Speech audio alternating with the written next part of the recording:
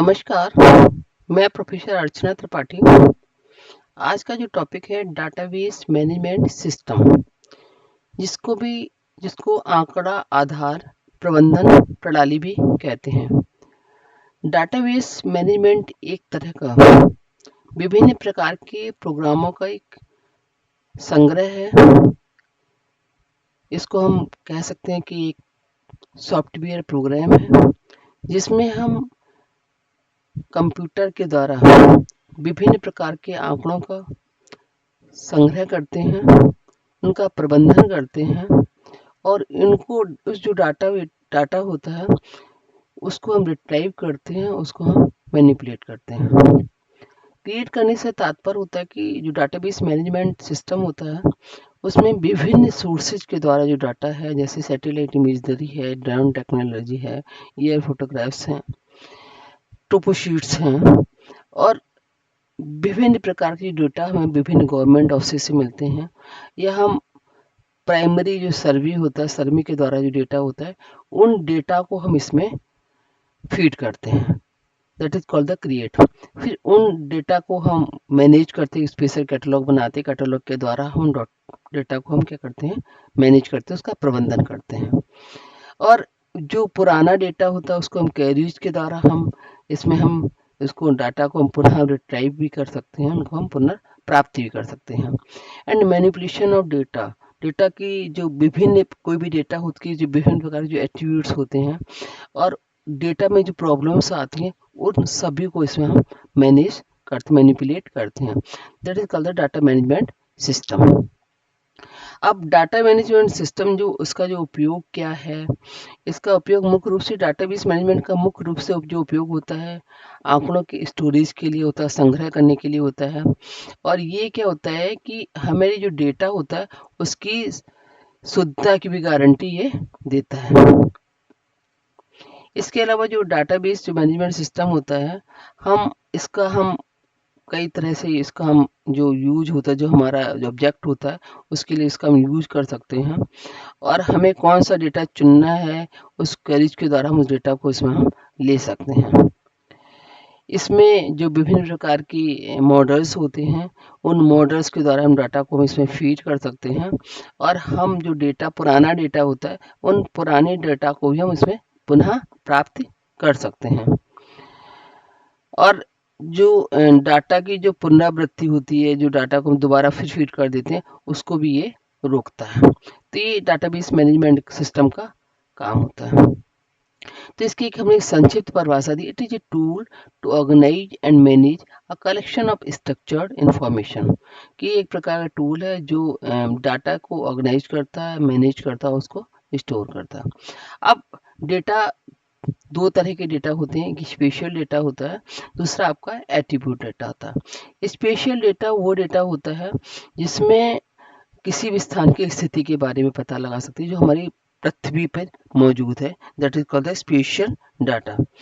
Special जो data होता है, जैसे किसी स्थान का लैटिट्यूड और लॉन्गिट्यूड द्वारा किसी स्थान की हम स्थिति ज्ञात कर सकते हैं। और स्पेशल डाटा की जो कैरेक्टरिस्टिक्स होती है, जैसे कोई रिवर है, वो that is called special data. और नदी की नाम क्या है, नदी की विशेषताएं क्या हैं, और नदी कहाँ से उसकी उद्गम होता है, नदी की लंबाई क्या है, नदी की चौड़ाई क्या है, नदी कहाँ पर गिरती है, that is called the attribute data. तो एट्रीब्यूट डाटा होती है वो आपका कन्वेंशनल डाटा होती है, और जिसको हम इसके द्वारा हम इसको स्टोर करते हैं। अब किसी भी डीबीएमएस सिस्टम होता है, उसकी जो हर एक का कंपोनेंट होता है, तो कंप्यूटर कंपोनेंट के यूजर्स, बिना यूजर्स के हम कोई काम कर नहीं सकते हैं। दूसरा एप्लीकेशन प्रोग्राम होते हैं जिसके द्वारा हम डीबीएमएस का यूज करते हैं, जैसे जीआईएस के द्वारा हम यूज कर सकते हैं। और जीआईएस के विभिन्न प्रकार के जीआईएस जो आजकल चल रहे हैं, वेब जीआईएस है, क्यू जीआईएस है, आर जीआईएस है। तो इसके अलावा तीसरा हमारा जो इसका कंपोनेंट डाटा एक्सेस सॉफ्टवेयर। तो डाटा जो हमने डीएमएस स्टोर किया है, उसको जो डायरेक्टरी में फीड होता है, और स्टोर डाटाबेस जो होता है, इसके द्वारा हम ये इसके कंपोनेंट्स हैं जिसके द्वारा हम डाटा का यूज करते हैं। अब नेक्स्ट हमारा आता है कि जीआईएस जो डाटाबेस है उसको उसमें कौन कौन से डेटा होते हैं, हमने आपको बताया था कि इसमें दो, एक स्पेशल डाटाबेस होता है जो कि हमारा पृथ्वी पर जो प्राकृतिक, जिसके हम लैटिट्यूड्स और लॉन्गिट्यूड्स के आधार पर जिसको हम याद कर सकते हैं, तो ये स्पेशल डाटाबेस हो गया। दूसरा आपका नॉन स्पेशल डाटाबेस हो गया जो उसकी स्पेशल डाटाबेस की विशेषताओं को बताता है, that is called the non special database special system. इसको हम लाक्षणिक डाटाबेस भी कहते हैं। स्पेशल डाटाबेस अगर सैटेलाइट इमेजरीज वगैरह से मिलता है, that is called the raster database. और अगर इसी रास्टर डेटाबेस को हम वेक्टर में हम कन्वर्ट कर सकते हैं, लाइन में, पॉलीगन में और पॉइंट में हम इसको कन्वर्ट कर सकते हैं, टोपो शीट्स में। तो ये रास्टर और वेक्टर दो मॉडल होते हैं। तो रास्टर और वेक्टर जो मॉडल उसको हम पॉइंट के द्वारा भी दिखा सकते हैं, लाइन के द्वारा भी दिखा सकते हैं और पॉलीगन के द्वारा दिखा सकते हैं। पॉइंट किसी जैसे सिटी की लोकेशन है, किसी बैल की लोकेशन है, that is called point. Line कोई नदी दिखानी है, कोई सड़क दिखाना है, रेलवे लाइन दिखाना है, तो इसमें कई कोऑर्डिनेट्स होते हैं एक्स और वाई के। पॉलीगन जैसे कि कोई झील है, कोई तालाब है, तो उसको हम पॉलीगन के द्वारा हम इसको शो कर सकते हैं। तो ये अगर रास्टर, अगर ये तो आपका वेक्टर में पतली लाइन होगी, अगर रास्टर में लेंगे तो इसमें रास्टर में कई ग्रिड्स बने होते हैं। जैसे ये लाइन का दिखाना तो इसमें कई ग्रिड होते हैं, है ना। तो जो वेक्टर को दिखाना तो इसमें भी कई ग्रिड होंगे, ऐसे करके वेक्टर को दिखाया जाएगा, बहुत सारे ग्रिड्स होते हैं। ये आपका किस तरह जो पॉलीगन है तो इसमें ऐसे दिखाएंगे। तो ये वेक्टर में सिंपल लाइन के द्वारा दिखाते हैं, और वेक्टर में हम रास्टर में हम ग्रिड के द्वारा शो होता है। जैसे इसका पॉइंट का भी एक ग्रिड होगा ऐसे करके। तो रास्टर आपका ग्रिड फॉर्म में होता है और वेक्टर आपका पॉइंट, लाइन और आपका एक्स और वाई कोऑर्डिनेट्स को इसमें शो करता है। अब जो स्पेशल डाटा होता है उसको नॉन स्पेशल डाटाबेस में कैसे हम इसको करेंगे, तो इसको नॉन स्पेशल डाटाबेस मतलब लाक्षणिक डाटा जो इसकी विशेषताओं को बताता है। तो इसको स्टोर करना का जो मेथड्स हैं, स्ट्रक्चर है, हियरार्किकल डाटा स्ट्रक्चर है, नेटवर्क डाटा स्ट्रक्चर है, और तीसरा आपका रिलेशनल डाटा स्ट्रक्चर है। अब इसी के बारे में आज हम चर्चा करेंगे कि हियरार्किकल ऑर्डर में कैसे हम डाटा को फिट करते हैं, नेटवर्क डाटा स्ट्रक्चर में कैसे करते हैं, और रिलेशनल में हम कैसे करते हैं। अब one by one there are 3 types of DBMS structure, hierarchical, network और रिलेशन। इससे भी ज़्यादा होते हैं, लेकिन आपके जो कोर्स में हियरार्किकल है, नेटवर्क है और आपका रिलेशनल है। तो हम यहाँ पे हियरार्किकल, नेटवर्क और रिलेशन, हियरार्किकल को हम बोलते हैं पदानुक्रम संरचना मॉडल, ये आपका है जाल आधारित संरचना मॉडल, और रिलेशनल सिस्टम को बोलते हैं संबंधात्मक मॉडल। अब one by one hierarchical system क्या होता है। हियरार्किकल जो सिस्टम होता है बे पेरेंट, चाइल्ड और वन टू मैनी रिलेशन।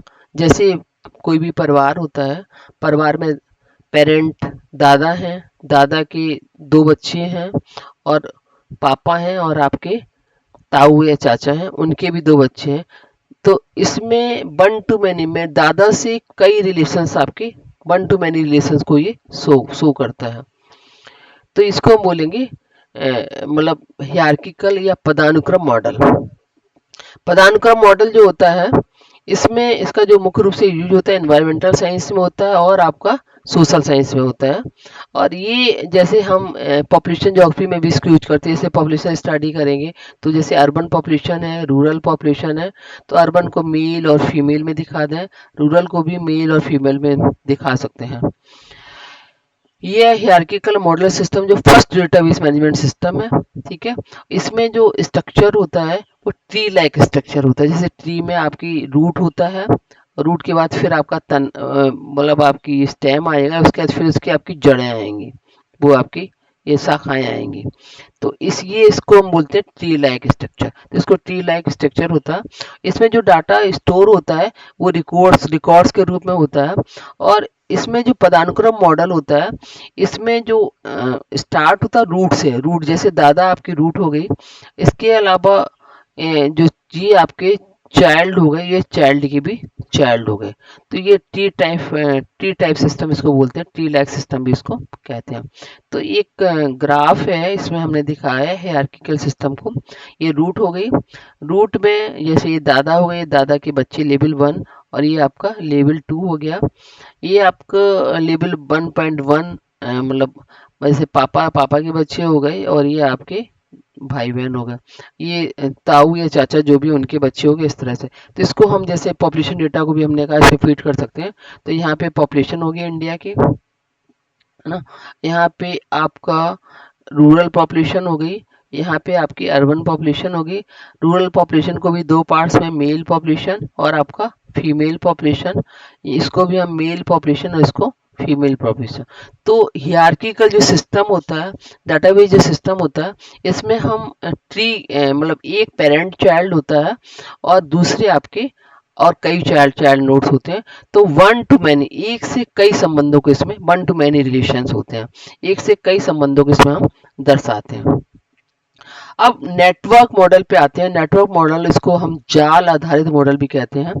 अब जो हायरार्किकल मॉडल था उसकी समस्याओं को, उसमें क्या प्रॉब्लम्स आती हैं, उन प्रॉब्लम्स का निदान करने के लिए जाल आधारित मॉडल का सहारा लिया गया है। तो जाल आधारित जो मॉडल है, इसमें हम कई जो रिलेशंस को हम दिखा सकते हैं। इसमें हम इसमें the main differences between this model and the hierarchical model is that कि जो इसमें जो रिलेशन होता है वन टू मैनी का होता है हायरार्की पदानुक्रम में, जबकि जो नेटवर्क मॉडल होता है उसमें कई फादर हो सकते हैं, कई पेरेंट्स होते हैं। तो इनमें संबंधों को ये दर्शाता है। जैसे कोई छात्र स्टूडेंट है, वो स्टूडेंट कॉलेज का भी है, ज्योग्राफी मतलब डिपार्टमेंट, किसी डिपार्टमेंट, विभिन्न प्रकार डिपार्टमेंट का भी वो छात्र है। अगर बीए में पढ़ रहा तो कई डिपार्टमेंट का छात्र हो सकता है। लाइब्रेरी में पढ़ता है तो लाइब्रेरी का भी छात्र हो सकता है। तो उसके कई पेरेंट हो सकते हैं। तो जो हियरार्किकल मॉडल्स की जो प्रॉब्लम थी, उस प्रॉब्लम को सॉल्व करने के लिए इस नेटवर्क मॉडल का यूज किया गया। इसमें ग्राफ का यूज किया जाता है और ट्री का, हियरार्किकल ट्री का प्रयोग इसमें नहीं किया जाता है। और इसकी जो प्रोग्रामिंग लैंग्वेज कोबोल है, सी है और आपकी पास्कल है। जैसे ये ग्राफ दे रखा है, ये दे रखा है कि कॉलेज है, कॉलेज में ये कंप्यूटर डिपार्टमेंट है, ये लाइब्रेरी है। तो छात्र का जो रिलेशन है सीएससी डिपार्टमेंट से है, लाइब्रेरी से भी और आपका कॉलेज से भी है। तो इसमें जो example below the node student is two parents, student के दो पेरेंट्स हो गए, मतलब सीएससी डिपार्टमेंट भी हो गया और आपका लाइब्रेरी भी हो गया। अगर बच्चे जैसे ग्रेजुएशन में तो उसके कई सब्जेक्ट्स हो गए, तो हर डिपार्टमेंट का स्टूडेंट्स हो गया छात्र। तो उसकी हम कई पेरेंट्स को दिखाने के लिए हम यूज जो किया गया वो आपका नेटवर्क मॉडल यूज किया गया। अब नेक्स्ट जो मॉडल आपका आता है संबंधात्मक मॉडल। संबंधात्मक मॉडल में क्या करते हैं कि रिलेशनल मॉडल इसको कहा जाता है। इसमें ना तो हम ट्री लाइक स्ट्रक्चर होता है, ना ग्राफ होता है। इसमें जो मॉडल होता है टू डायमेंशनल होता है। इसमें टेबल के द्वारा हम दर्शाते हैं। जो डेटा होता है सब रो और कॉलम में होता है। और जो डेटा, जैसे ये हमारी नदी होगी, रिवर है और ये रिवर का नाम है, नेम हो गया ये आपकी लेंथ हो गई, नियर कहाँ से उद्गम होता है, और नदी आपकी कहाँ पे गिरती है, नदी की चौड़ाई क्या है। तो ये सारा का सारा, ये पूरा जो किसी भी चीज का जो जो आपका किसी भी स्थान की, किसी भी प्लेस की जो एट्रीब्यूट्स का जो कलेक्शन जो एक रो में हुआ, that is called the tuples. इसको बोलेंगे टुपल्स बोलते हैं। और हर एक का जो सिंगल आपकी study, that is called the field या डोमेन। तो इसकी जो flat file use for storing the data, data को स्टोर करने के लिए एक फ्लैट फाइल जो होती है अलग अलग लेयर्स की इसमें कलेक्ट की जाती है, सेम फील्ड, क्योंकि वो डेटा उसका सेम फील्ड का होना चाहिए। अब ये टर्मिनोलॉजी जो रिलेशनल डाटा मॉडल में यूज होती है उसके बारे में दे रखा है कि ये पहला, इसको ये कॉलम बोलेंगे, एट्रीब्यूट्स, कॉलम नेम, ये कॉलम नेम हो गया। ये एट्रीब्यूट्स आपके नेम है, डिपार्टमेंट, रोल नंबर है, नेम है, डिपार्टमेंट है किसी व्यक्ति का, ये आपके एट्रीब्यूट्स हो गए। स्टूडेंट के इसमें, क्योंकि स्टूडेंट किसी के स्टूडेंट का रिलेशन दिखा रहा है, रोल नंबर भी रिलेशन दिखा रहा है, नाम भी दिखा रहा है, डिपार्टमेंट भी दिखा रहा है। ये किसी एक सिंपल जो माइन्यूट लेवल पे स्टडी किया, that is called the field. जैसे ये फील्ड है, एक डीबीसी फील्ड है, ये बायोलॉजी एक फील्ड है, इसको डोमेन में बोलेंगे। और ये जो एक व्यक्ति की study that is called the tuples, किसी एक की कैरेक्टरिस्टिक्स का एक रो में दिखाना that is called the tuple. और सारे टुपल्स का जो collection that is called the record और एंटाइटी। तो इस प्रकार से जो रिलेशनल डाटा मॉडल होते हैं उसमें हम टर्मिनोलॉजी का यूज करते हैं। अब इसका क्वेश्चन भी आता है MA 4 सेमेस्टर में अधिकतर। तो ये कि क्वेश्चन को हम कैसे सॉल्व करेंगे वो हम आपको बताएंगे। तो ये क्वेश्चन एक दे रखा है, ए map having 3 polygons number 1 801 802 803 is given below, which has 8 nodes 1 2 3 4 5 6 7 8 connected by arc denoted as A B C D E F G H I and J. Diagrammatically show the storage structure of the map in the form of hierarchical, relational and network database system. और इसको हिंदी में कहेंगे एक मानचित्र। ये question आया हुआ है यूनिवर्सिटी ऑफ इलाहाबाद के 4th सेमेस्टर। एक मानचित्र 3 संख्या आपका 801 802 803 बहुभुजों के साथ निम्नांकित। ये आपके पॉलीगन से 801 का पॉलीगन है, दूसरा 802 का पॉलीगन है, तीसरा आपका 803 का पॉलीगन है, जिसमें 8 नोड संख्या, ये आपका नोड है 1, ये पॉइंट दे रखा है, 8 नोड संख्या है 1 2 3 4 5 6 7 8। और जो ABCDEFGHIR ये आर्क है आपका, ये पूरा आर्क, ये पूरी की पूरी लाइन दे रखी है। तो A आर्क हो गया, B आर्क हो गया, C D E F G H I J आर्कों द्वारा जुड़े हुए हैं। इनको पदानुक्रम, हायरार्किकल ऑर्डर, रिलेशनल और आपका जालीनुमा नेटवर्क मॉडल के भंडार के प्रकारों के रूप में मानचित्र की भंडार संरचना के चित्रों द्वारा समझाइए। तो इसको हम कैसे चित्रों के द्वारा समझाएंगे वो हम आपको आगे इसमें बता रहे हैं। तो ये क्वेश्चन था, इसमें 3 पॉलीगन बने थे 801 802 803। तो सबसे पहले हम नेटवर्क मॉडल में हम गणना करते हैं। तो ये नेटवर्क मॉडल जो आपका जाल आधारित, हिंदी में बोलते हैं जाल आधारित।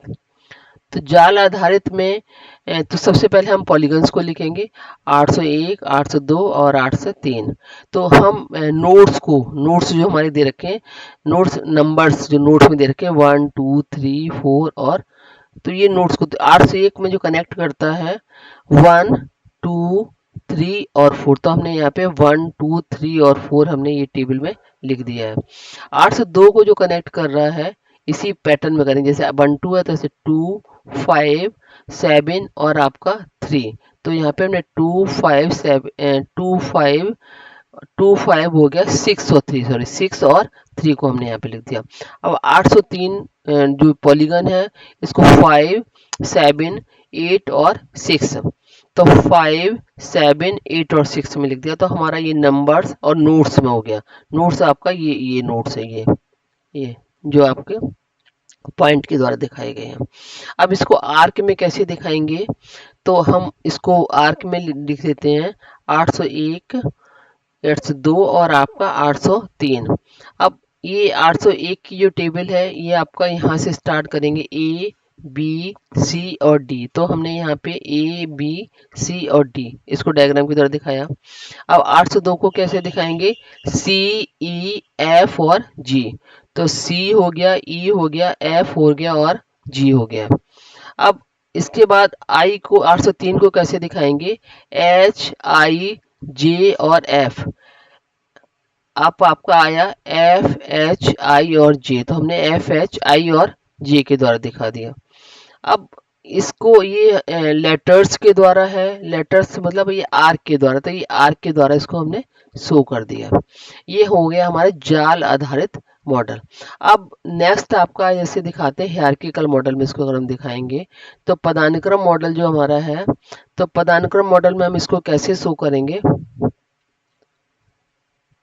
तो इसी क्वेश्चन को हमें पदानुक्रम मॉडल में शो करना है। अब जैसे हमारा ये क्वेश्चन था, इसमें ये पहला हमारा था 802 802 था और यहाँ पे था 801, ये 801 था, यहाँ पे 803 था।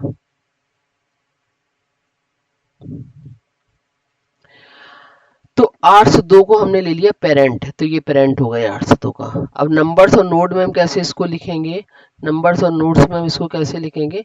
अब ये नंबर्स में जैसे हमारे यहाँ पे था 1 नंबर था, यहाँ पे 2 था, यहाँ पे 3 था, यहाँ पे 4 था। तो ये आपका 5 था, यहाँ पे 6 था, यहाँ पे 7 था इसमें क्वेश्चन में, और उसमें 8 था।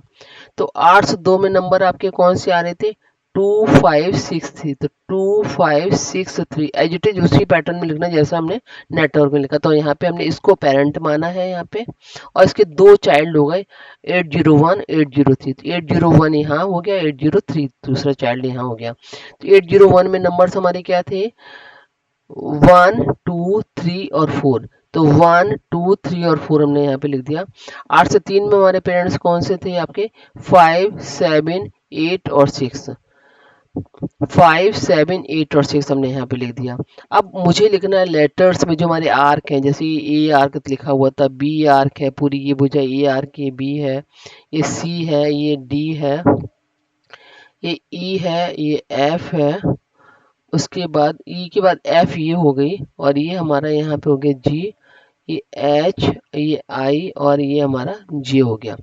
तो लेटर्स में हम कैसे लिखेंगे, तो हमने ये पेरेंट 802 का ले लिया, यहाँ पे 802 का ले लिया, और इसी पैटर्न में सी ई एफ और जे, सी ई एफ जे। इसके बाद ये हमने इस साइड में ये पेरेंट दो हमारे चाइल्ड हो गए 801 और 803। तो 8 से 1 को लिखा और यहाँ पे 803। तो यहाँ पे इसके जो आर्क कौन कौन से थे, ए बी सी और डी। तो यहाँ पे ए लिख दिया, बी लिख दिया, सी और डी। 803 के जो 803 के चाइल्ड कौन कौन से थे, 803 के आर्क, सॉरी 803 के आर्क तीन से थे, एफ एच आई और जे। तो एफ एच आई और जे, तो इन लेटर्स को हमने आर्क के फॉर्म में यहाँ पे इसको हायरार्किकल मॉडल में ग्राफ के द्वारा इसको दिखा दिया। तो इस प्रकार से इसको इसमें शो किया जाता है। अब नेक्स्ट आपका आता है संबंधात्मक relational database, relational data base model. Relational में क्या होता है कि हमने आपको बताया था कि टेबल्स के द्वारा दिखाए जाते हैं, इसमें रो और कॉलम्स होते हैं। तो ये जैसे क्वेश्चन है, तो हमने 801 को लिखा टेबल को पहला, दूसरा 802 पॉलीगन को लिखा, और तीसरा 803 पॉलीगन को लिखा है। नंबर्स और नोट्स में लिखना है, तो 8 से 1 का नंबर्स था 1 2 3 और 4। तो हमने उसी पैटर्न में जैसे हमने हायरार्किकल मॉडल में लिखा था, नेटवर्क मॉडल में लिखा था, इसी तरह रिलेशन में लिखना है, लेकिन हमें इसको टेबल में लिखना है। तो 1 2 3 और 4, तो ये हमारा पूरा का पूरा इसके एट्रीब्यूट ये हो गई, इसको बोलते हैं टुपल्स। अब इसी प्रकार से 8 से 2 का लिखेंगे, तो 2 5 6 और 3। तो हमने यहाँ पे 2 5 6 और 3 यहाँ पे लिखा। इसके बाद 803 का लिखा है 5 5, 803 का लिखा है 5 5 7 8 और 6। तो 5 7 8 और 6 हमने इसमें यहाँ पे नोट्स में लिखा है। इसके बाद आर्क में कैसे लिखना है, आर्क में सेम हमने पॉलीगन लिखे 8 से 1 8 से 2 और 8 से 3। तो इसका जो पैटर्न आपका यहाँ से है स्टार्ट, जो आपका हायरार्किकल में और नेटवर्क में था, तो ए बी सी और डी। 8 से 2 का था आपका सी ई एफ जी, तो यहाँ पे सी ई एफ जी लिखा। 8 से 3 का था एफ एच आई और जे, एफ एच आई और जे लिख दिया। तो इस प्रकार से हमने रिलेशनल डाटाबेस मॉडल में लिखा। तो आज का जो टॉपिक था DBMS, डाटाबेस मैनेजमेंट सिस्टम। तो इसमें जो मैंने आपको बताया कि डाटाबेस मैनेजमेंट सिस्टम क्या होता है, इसका उपयोग क्या होता है, और इसके प्रकार क्या होते हैं, और इसको हम किस प्रकार से हम विभिन्न जो ग्राफ के द्वारा हम इसको कैसे हम इसको शो कर सकते हैं डायग्राम के द्वारा, उसके बारे में हमने चर्चा की। Thank you.